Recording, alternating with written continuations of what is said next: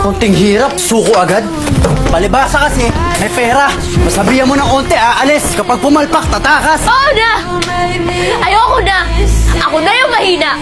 Sorry eto lang kasi ako eh! Tanga! Palpak! Bobo! Ikaw na nagsabi niya. Dahil yun ang iniisip mo, ninyong lahat! Kahit hindi nyo naman alam yung kwento ko!